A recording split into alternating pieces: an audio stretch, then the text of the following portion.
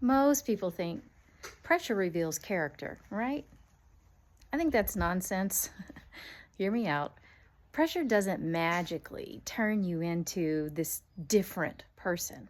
Pressure reveals the coping strategy that I bet you've been dragging around for like 20 years.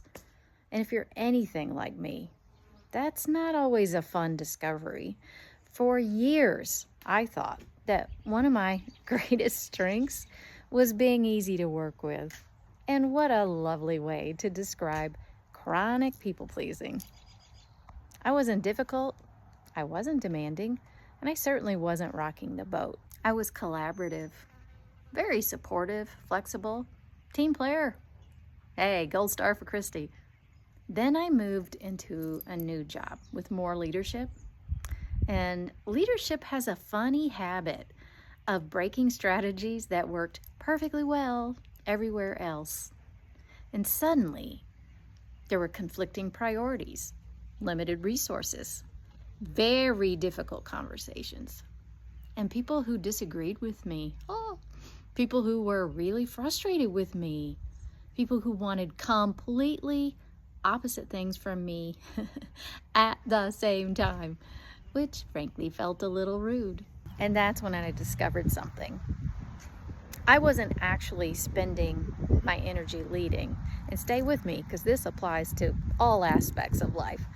I was spending my energy managing everybody else's reactions, replaying conversations, softening messages, taking responsibility for emotions that weren't even mine, trying to keep everybody comfortable. Sound familiar? Trying to make sure that nobody was disappointed.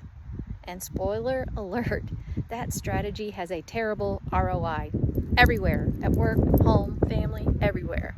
I was freaking exhausted, and I was blaming the pressure. But the pressure wasn't the problem. The pressure was the teacher.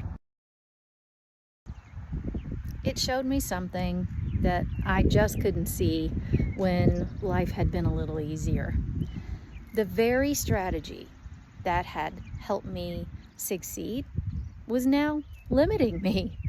The people pleasing was not creating trust. It creates resentment. And it wasn't creating connection, it was creating exhaustion.